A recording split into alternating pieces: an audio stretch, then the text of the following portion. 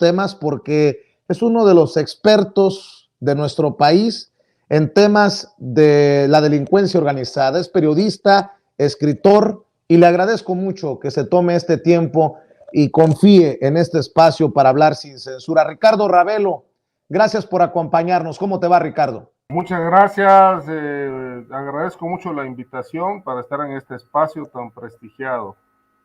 Ricardo, ¿cómo ves la detención de Ovidio Guzmán, las reacciones? Hoy sabemos que ya fue trasladado al altiplano, hoy sabemos que también se planeó que cuando vinieron a darse cuenta los miembros del crimen organizado en Sinaloa, ya Ovidio iba camino o volando a la Ciudad de México.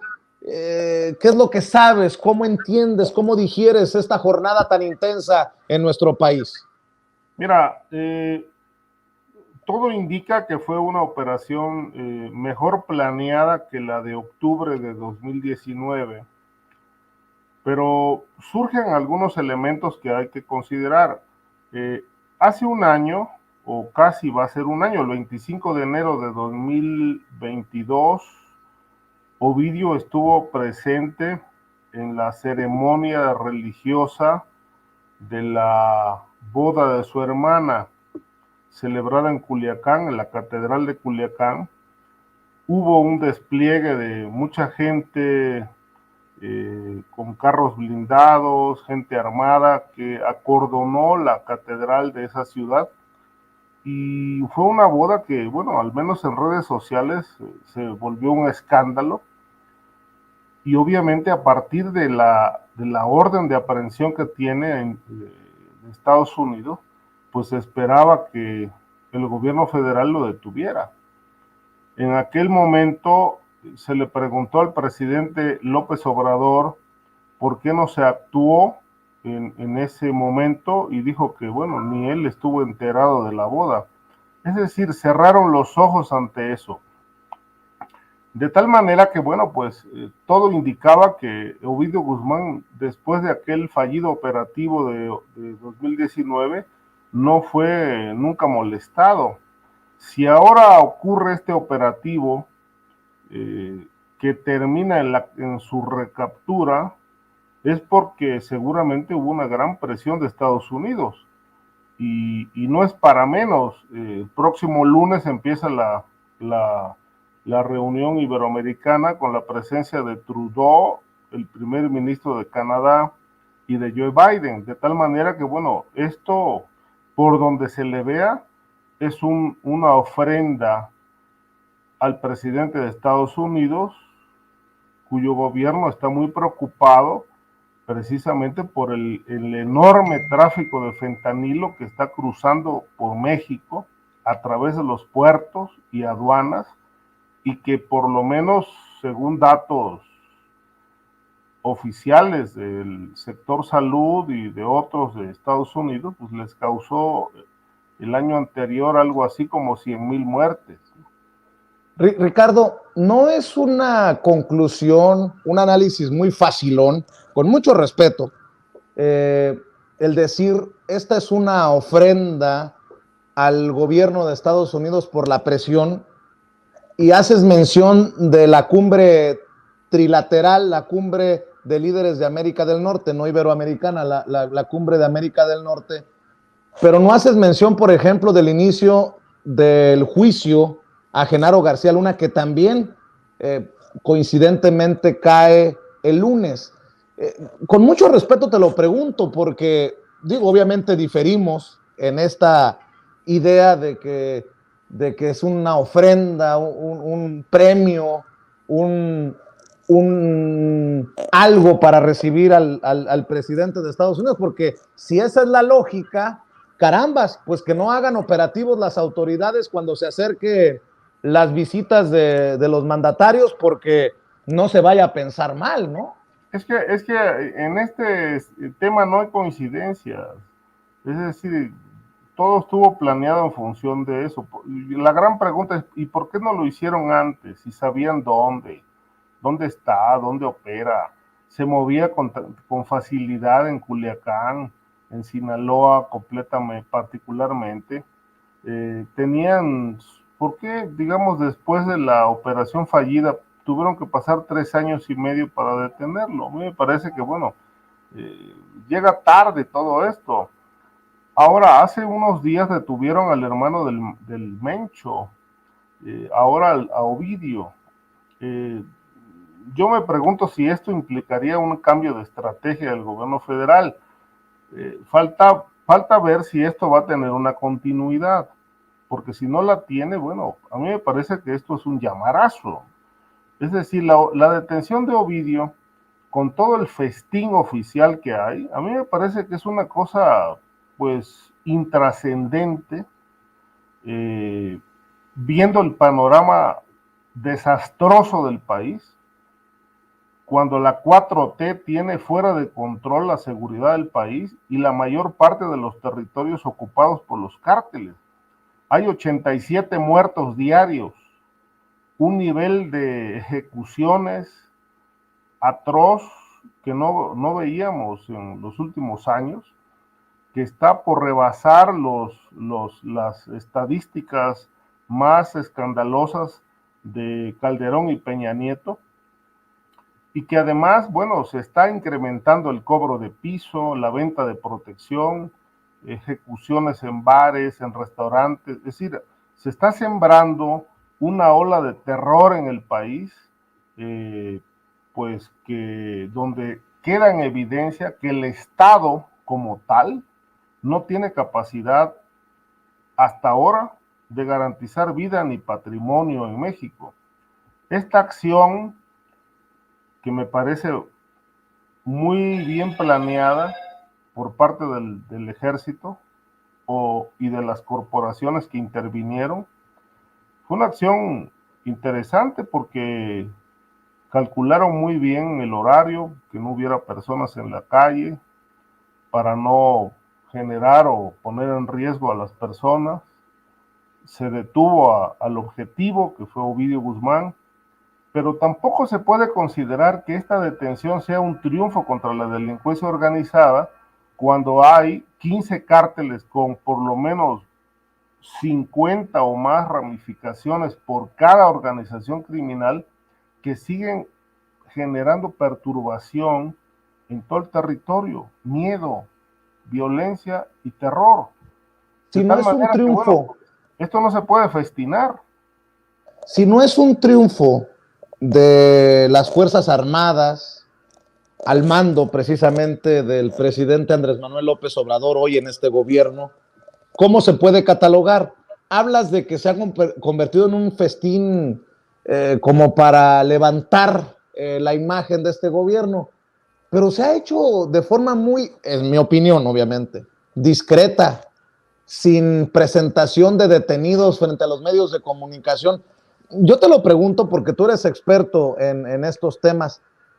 ¿Prefieres, como se da este operativo, esta detención y este traslado de una forma discreta, con mucha secrecía, o prefieres aquellos operativos como el del JJ detrás del atentado contra Salvador Cabañas, que hasta La Torre y Loret de Mola entrevistaron al personaje, o aquellas presentaciones del propio Chapo Guzmán? Acuérdate que fue frente a la prensa y la prensa le preguntaba al Chapo Guzmán.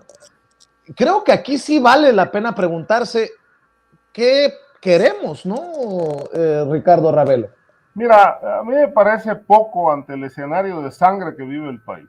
O sea, y además lo considero una cuenta pendiente del gobierno federal después de aquel octubre del 19, donde el presidente lo reconoció después, porque se generaron muchas contradicciones y la primera versión no fue la suya, fue como la 10ª versión. Después de tanta confusión, él salió a decir: yo di la orden de soltar a Ovidio. A esto se debe sumar otra versión que él dio, que Sinaloa lo puso como ejemplo de seguridad cuando un cártel domina un territorio. Eso lo dijo apenas hace algunos meses. Y bueno, todo esto robustecieron robusteció la sospecha de que, bueno, pues, ¿qué líneas de entendimiento hay entre el gobierno federal y el cártel de Sinaloa? A mí me parece, digo, y yo no le resto mérito a la captura, es un golpe, yo creo que es un golpe que no le afecta al cártel de Sinaloa. Es más, me da la impresión, y esto lo digo a título personal, que esta captura es un rasguño al cártel de Sinaloa. No es un golpe, no pone de rodillas al cártel de Sinaloa y mucho menos al crimen organizado, porque este gobierno ha sido fallido frente a esto, no tiene resultados. La violencia sigue muy elevada y obviamente mira, podemos vivir con situación de crisis económica, porque al final sobrevivimos, pero cuando a esto se suma el terror y el miedo, pues bueno, se vuelve un tema caótico. Y vuelvo a insistir en el punto central, el Estado mexicano no ha mostrado capacidad de garantizar tranquilidad, paz social, ni vida ni patrimonio. El principal derecho humano, que es la vida, se viola todos los días. Hay 87 muertos diarios. Es decir, el otro día hablaban del tema de la situación de Argentina, ¿no? Que está sumida en una crisis terrible económica. Pues bueno, sí lo es cierto, pero no tiene 87 muertos diarios, como México. Me parece que hay una gran diferencia entre la situación en América Latina, el rol que está jugando el país en ese contexto. Y la otra es, bueno, ¿qué hacen las Fuerzas Armadas? Una militarización histórica y escandalosa por órdenes de Estados Unidos sin que tenga respuesta a partir del crimen organizado. Entonces, solo presencia, sin disparar ni siquiera al aire, me parece inútil. En todo caso, bueno, pues se trataría de replantear la estrategia. Después de 4 años de abrazos y no balazos, donde el crimen ha vivido en jauja, bueno, ahora casi en la recta final del sexenio, porque pues, nada más falta este año, el siguiente es electoral y se acabó, pues se dan cuenta de que hay que hacer lo que se debió hacer desde el primer día del 2018, ¿no? Ricardo, no me digas que tú eres de los que piensa que hay un vínculo, un nexo del presidente de complicidad con el crimen organizado. No me digas que tú eres de los que piensa en ese sentido. Te lo digo con todas las reservas, porque dices que solamente es un rasguño al crimen organizado en Sinaloa, pero ha habido expertos o expertas que se han atrevido a decir cualquier barbaridad, como Anabel Hernández, que aseguró que la familia del Chapo y Morena tenían un acuerdo de impunidad. Y bueno, pues esto demuestra, esto no, para mí no es un rasguño, es un golpe monumental a esos que le han apostado al fracaso precisamente de esta estrategia de abrazos no balazos del gobierno del presidente Andrés Manuel López Obrador, y que demuestra, primero, que no hay un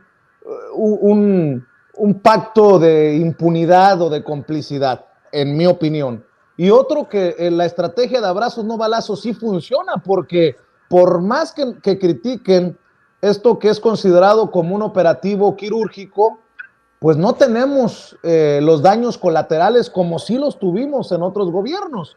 Hoy se habla de un muerto, primero un muerto elemento de la Guardia Nacional, después se habla de un coronel militar y su escolta que iban a las labores de apoyo, pero no se habla de civiles muertos, víctimas colaterales en un operativo de esta envergadura, Ricardo. Mira, yo no pongo en tela de duda el operativo, a mí me pareció que fue bien planeado. Solamente digo, ¿por qué hasta ahora? Si Ovidio siempre estuvo ahí, claro. El año pasado, te decía, en enero, estuvo en la boda de la hermana Ingrid Guzmán en Culiacán, fue a la iglesia, hubo un operativo, fue muy visto, todo el mundo lo dijo. Había un dispositivo de seguridad, el cártel, camionetas blindadas, gente bien vestida, del más alto nivel, todos ligados al grupo criminal, y obviamente la autoridad no se dio por enterada. Hasta ahora, cuando ya viene la cumbre de América del Norte,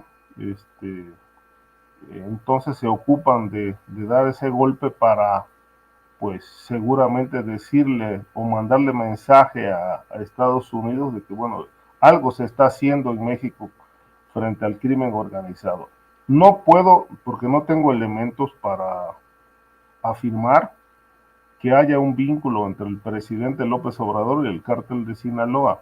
Sin embargo, sus acciones desataron rumores y versiones, sospechas de presuntas líneas de entendimiento entre el gobierno y esa organización criminal.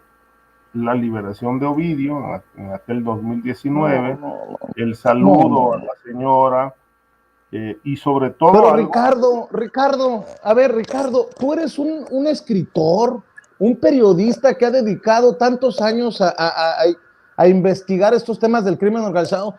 La verdad me parece increíble que tú hables que se han desatado rumores, que hables de la fotografía del presidente Andrés Manuel López Obrador con la mamá de Joaquín Guzmán Loera. Pues eso no prueba nada, no prueba algo. Nunca estoy... O sea, no podemos hacer periodismo de rumores y de suposiciones. No, sin duda que no, por eso dije, se desataron versiones en ese sentido.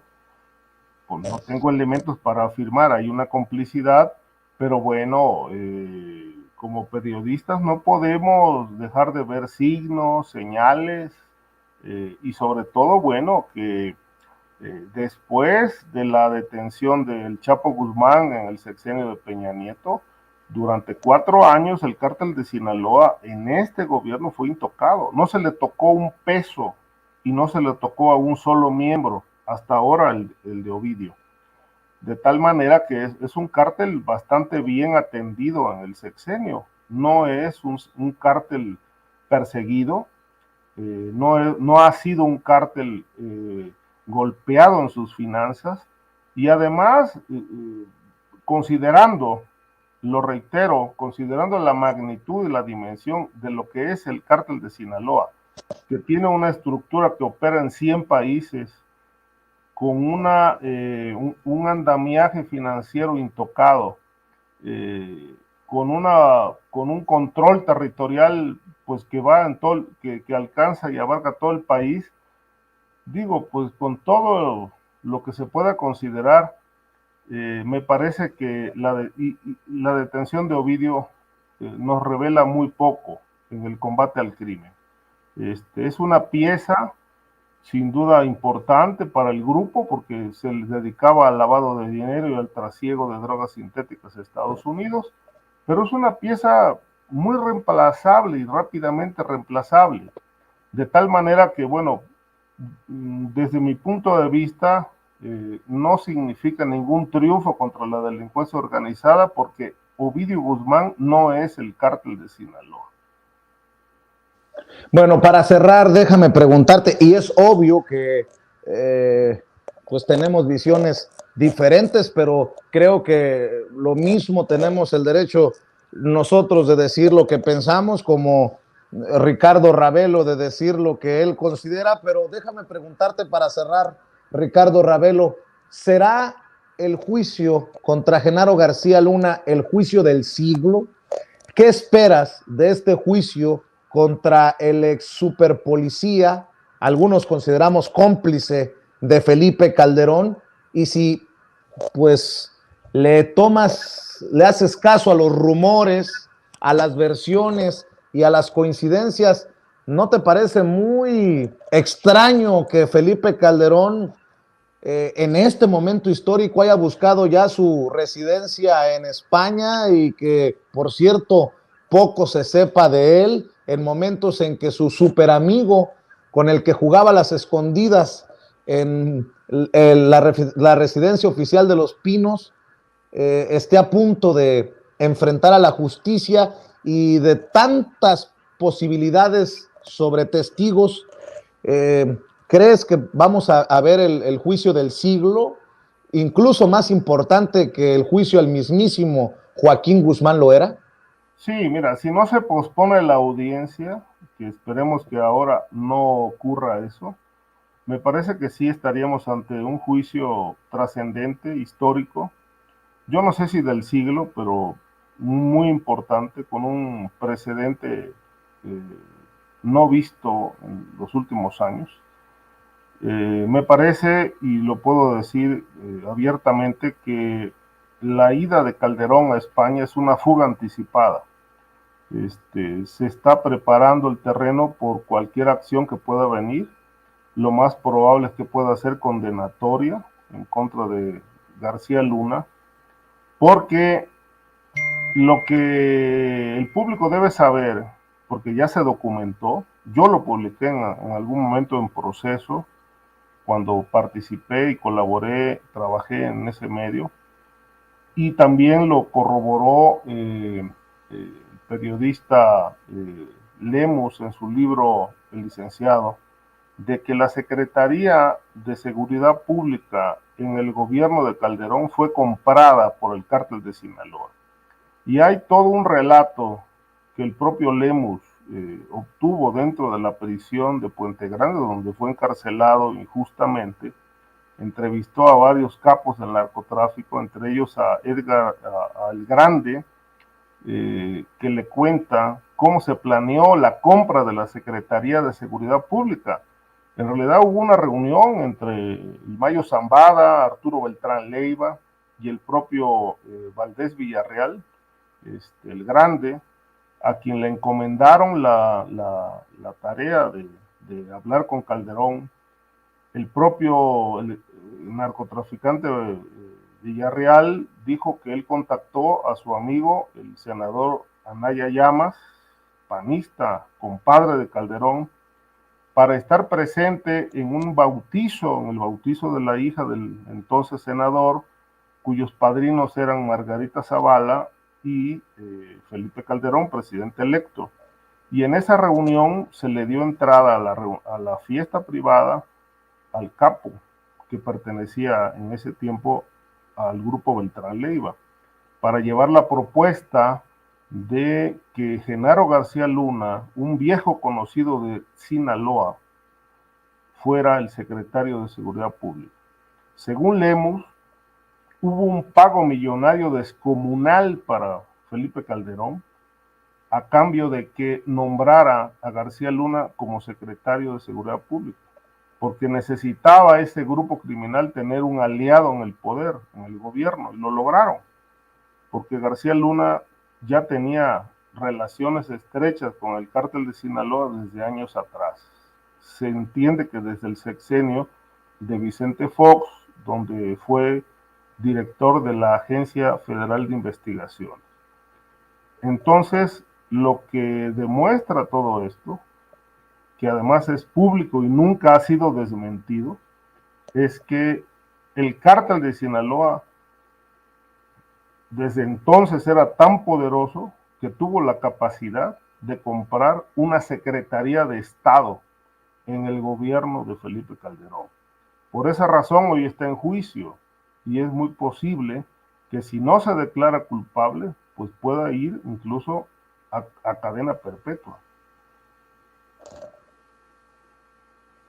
Pues estaremos al pendiente y si me permites, seguiré buscando tus opiniones, Ricardo Ravelo, porque por más que podamos diferir, es importante debatir, dialogar sin censura. Te agradezco mucho que nos acompañes en este espacio libre como el viento, Ricardo Ravelo. No, hombre, yo te agradezco mucho a ti la oportunidad de platicar y por supuesto hay diferencias, pero creo que también hay coincidencias. rravelo27, arroba rravelo27, la cuenta de Twitter de Ricardo Ravelo en Twitter. Gracias, Ricardo, que pases excelente noche. Ricardo Ravelo hablando con nosotros sin censura. Buenas noches, déjeme saludar